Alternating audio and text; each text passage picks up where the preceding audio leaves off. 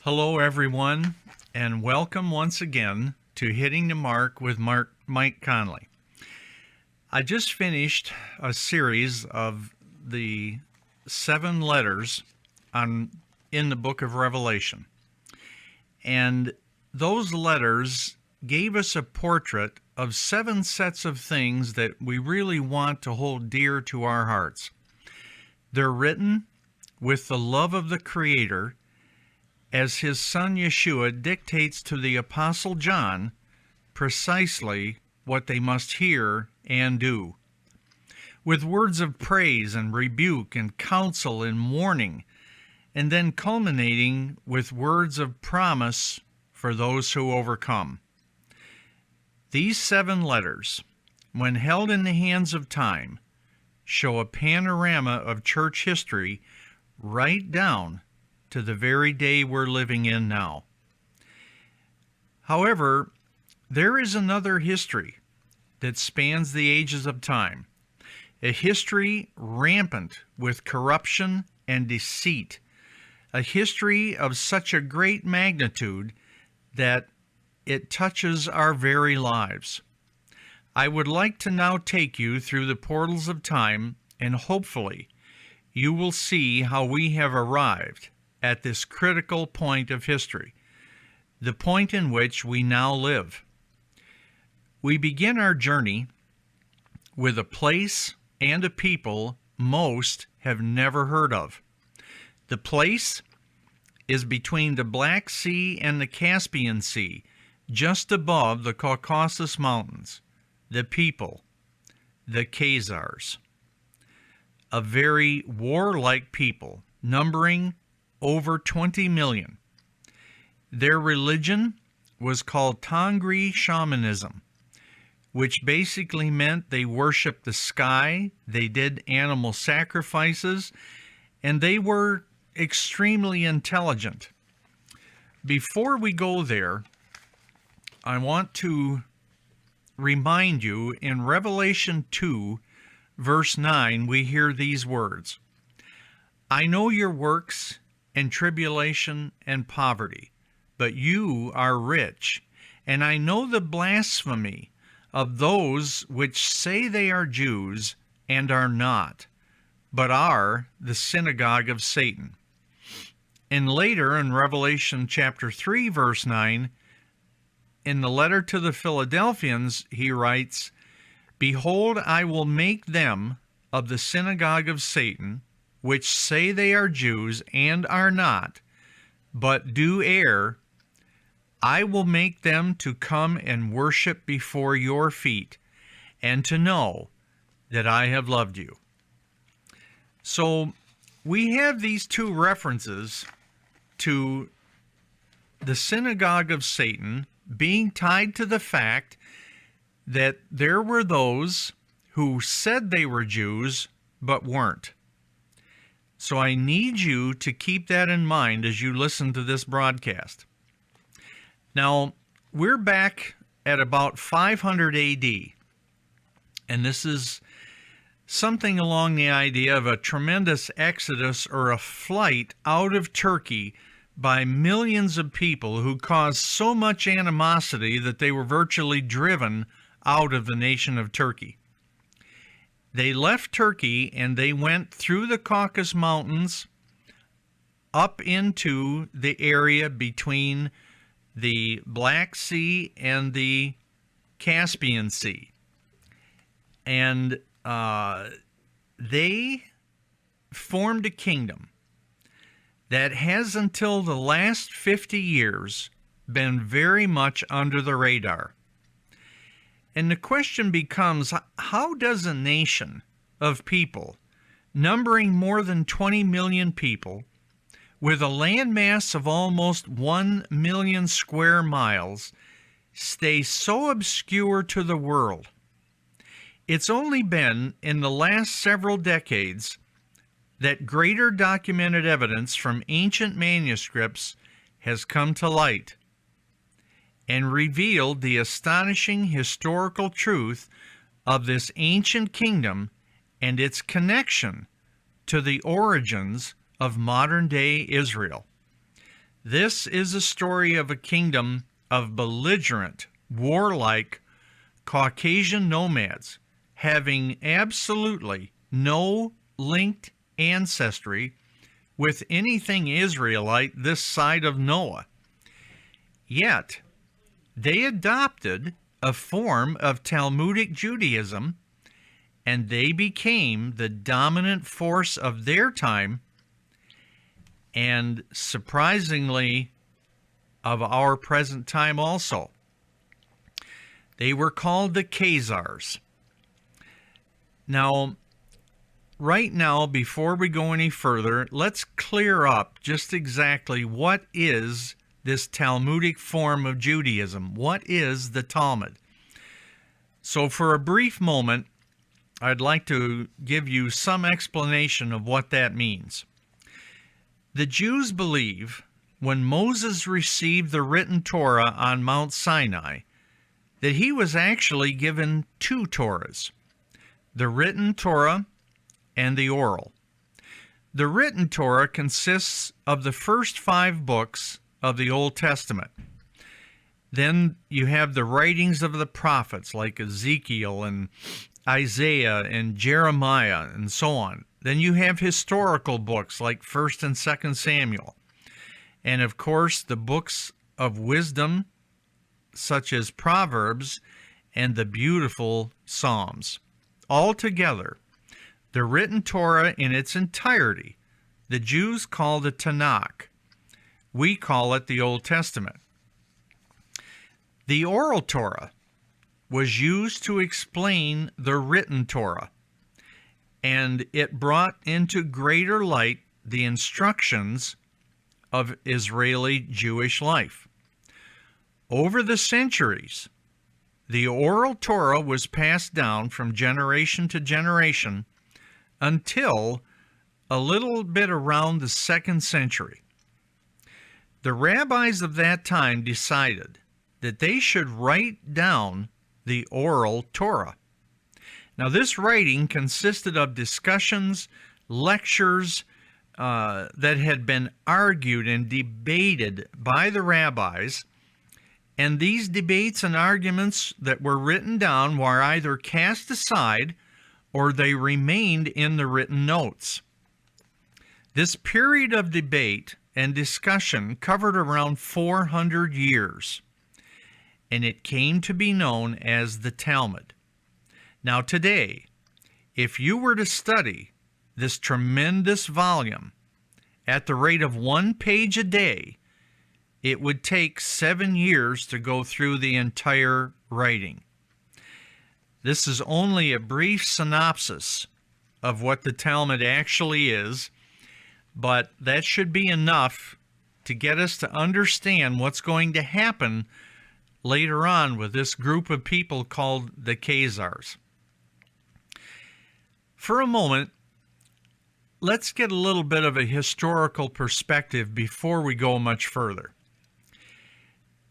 After the death of Muhammad in 632 AD, Arab armies began their campaign northward into the Caucasus Mountains, where they came up against the ferocity of the Khazar warrior. If it were not for the Khazarian armies, the history of the world would have been very different. This war between the Khazars and the Arab Muslims lasted for more than 100 years.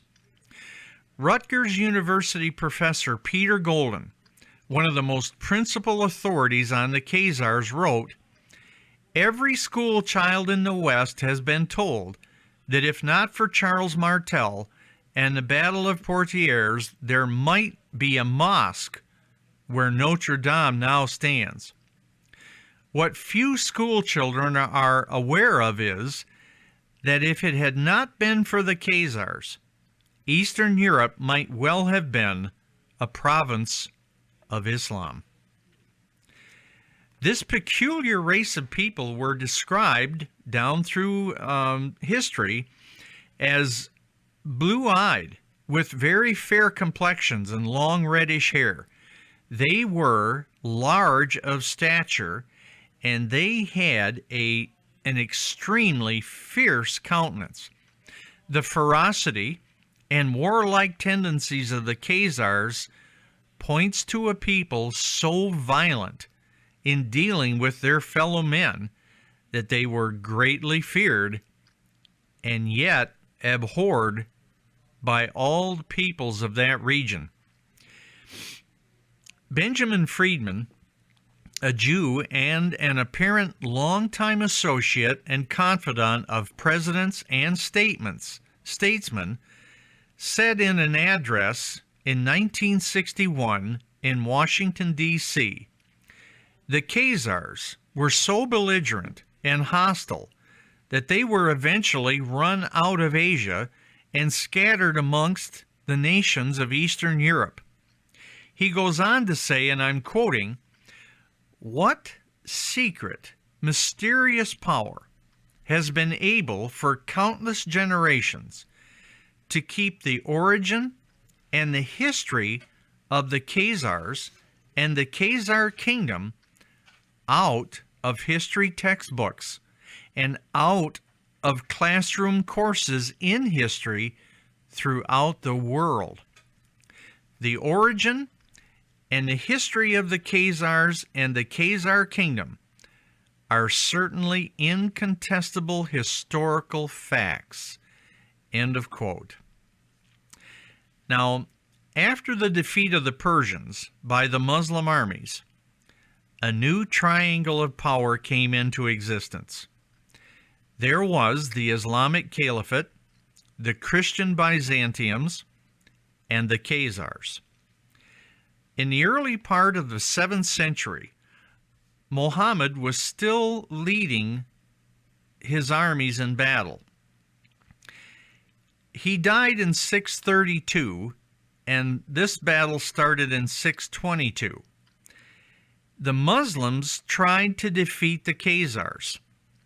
The Khazars fought with the Muslims for an additional 30 years, finally ending this series of battles in 652 AD with the death of 4,000 Arabs, including their commander, leaving the Arab armies in complete disarray.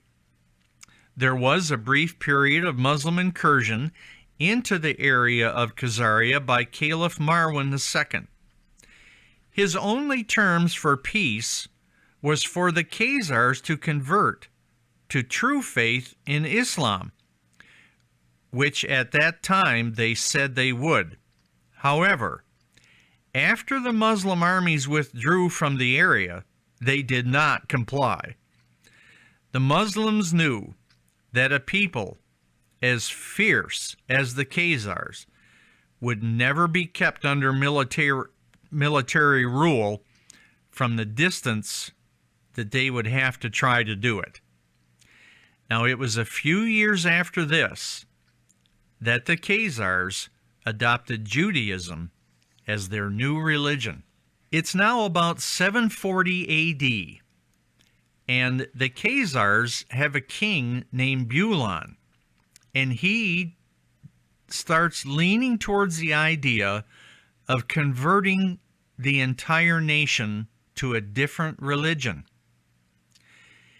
In his mind, he had already chosen Judaism.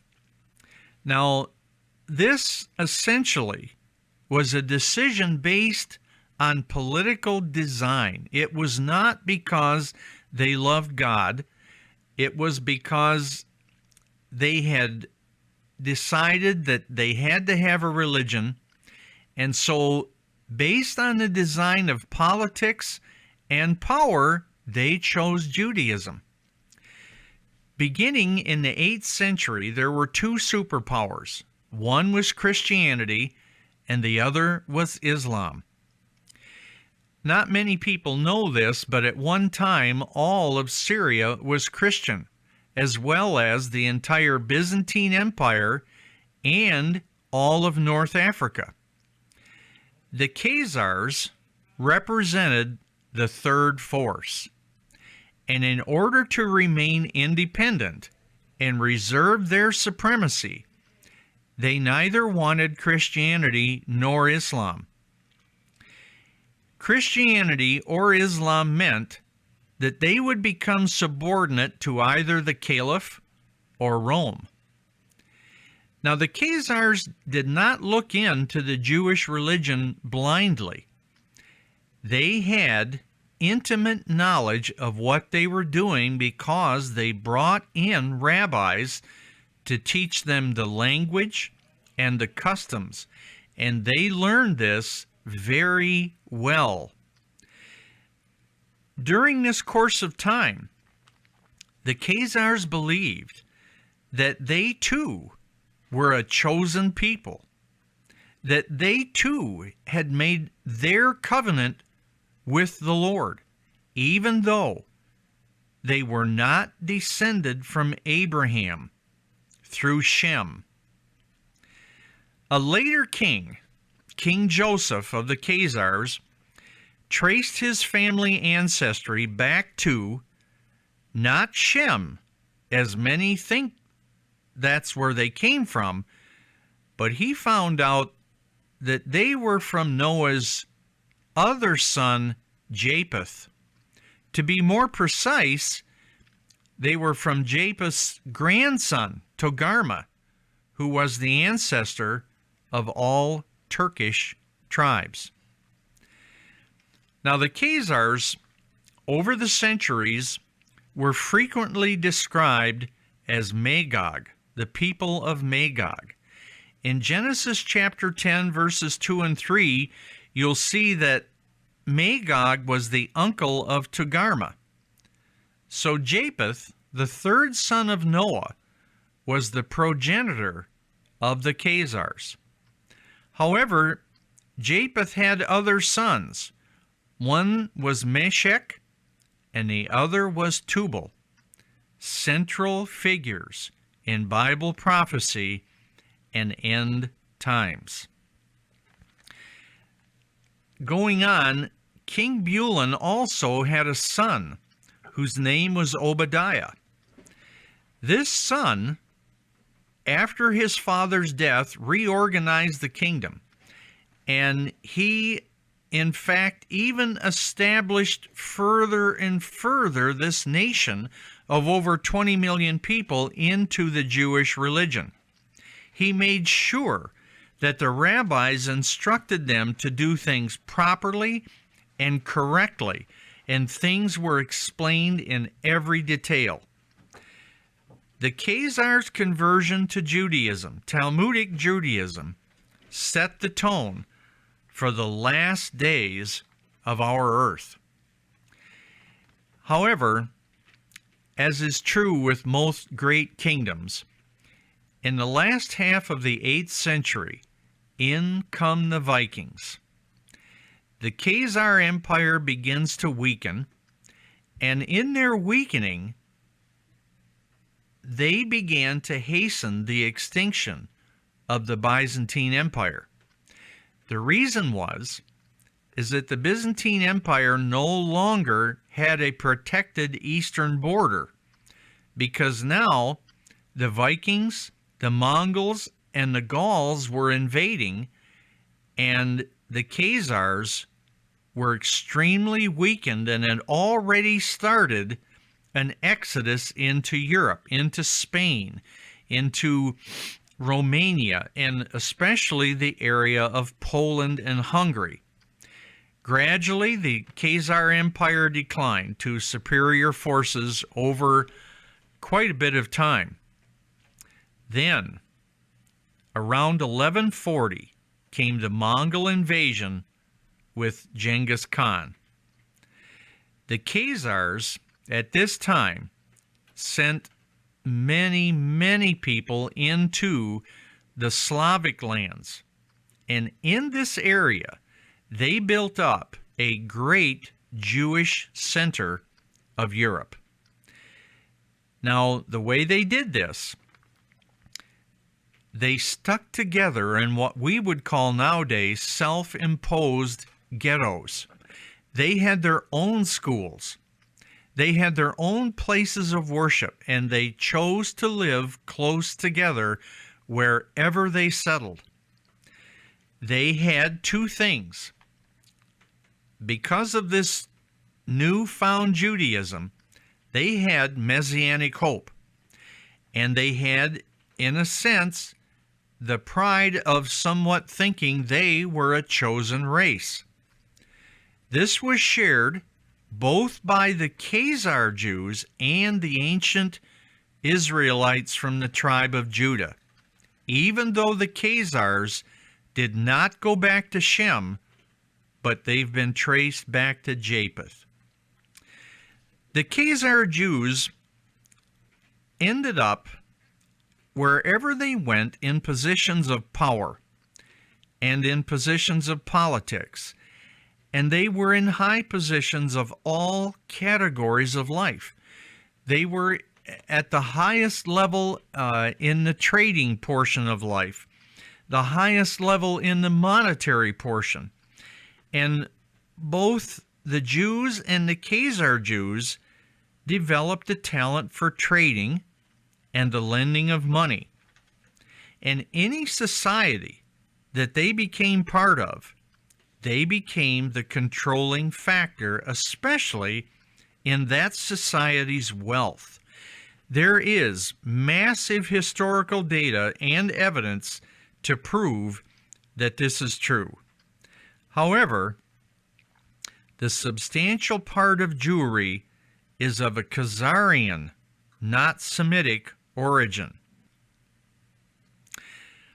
Now, before we go any further, there is going to be a word that's going to show up now, and it's called Ashkenaz. And I would like you to remember this verse. This is Genesis 10, and I'm going to be starting in verse 1. In order to explain this word and understand the true line of the Khazar people, we need to go here. So Genesis 10:1 says, "Now this is the genealogy of the sons of Noah, Shem, Ham, and Japheth. And sons were born to them after the flood." This is Japheth in verse 2. "The sons of Japheth were Gomer, Magog, Madai, Javan, Tubal, Meshech, and Tiras. The sons of Gomer were Ashkenaz." That's the name you want to remember. "Riphath and Togarmah." And Togarmah is the modern-day name for Turkey. "The sons of Javan were Elishah, Tarshish, Kittim, and Dodanim." Now, pay attention to verse 5. "From these, the coastline peoples of the Gentiles were separated into their lands, everyone according to his language, according to their families, into their nations. From these, the coastland peoples of the Gentiles were separated." So that is a big key to where we're going and should be kept in mind. According to an explanation in the Talmud, Ashkenaz thus means a country near the Black Sea between Ararat and the Caucasus, within the original region of the Khazar Empire. The scripture, which names Ashkenaz as descending not from Shem, but from Japheth through Gomer, and whose uncles were Magog and Tubal. Now, when you look at this, God announces that Israel is to call upon other nations in the book of Jeremiah. He's calling upon these other nations as allies to bring his judgment against Babylon. Among these allies, who are not part of Israel or Judah, and therefore were not numbered as Jews, is Ashkenaz. And that's in Jeremiah 51, verse 27. Write that verse down. It's very important. Now, in the course of time, after this dispersion across Europe, somewhere in the historical roots of the Ashkenazi Khazars, there incubated a desire for a national Jewish homeland. The very first expression of this in forms of a messianic movement came from a Khazar Jew named Solomon ben Duji, who instigated the movement and began an international correspondence with the Jews of the surrounding nations. The desire for a Jewish homeland echoed down the centuries and found its expression again. It was among the Ashkenazi Jews, says the Encyclopedia Americana, that the idea of political Zionism emerged, leading ultimately to the establishment of the State of Israel. Now, in the late 1960s, Ashkenaz Jews numbered 11 million, and they made up 84% of the world's Jewish population. So we are now hearing words like Gog and Magog and Tubal and Meshach and all of this, and you can see how this is now relating to the book of Revelation and the things that are going to go down towards the end of time. I have one more thing I want to share with you here. In response to those who believe that Gog in the land of Magog is specifically Russia, and you need to listen carefully to this and do your own due diligence and study this, in Revelation 20, verse 8, we're provided a very clear idea as to the true geographical region of Gog in the last days. It says, the nations which are in the four quarters of the earth, Gog and Magog. This world force is from the four quarters of the earth, not just Russia.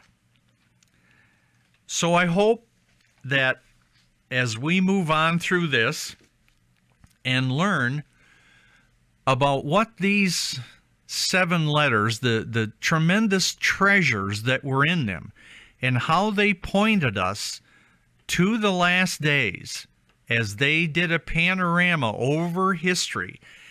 And now we're going back and we're picking up a group of people who were over 20 million in number and covered an area of over 1 million square miles and have been the best kept secret of the ages. And in studying them opens up the truth about the book of Revelation and how all of this comes together. This is not something that's man-made. This hasn't been dreamed up. These were actual people in an actual place. And their change from Tongri shamanism to Talmudic Judaism, and then their expulsion all over Europe, sets the tone for where we're going next week.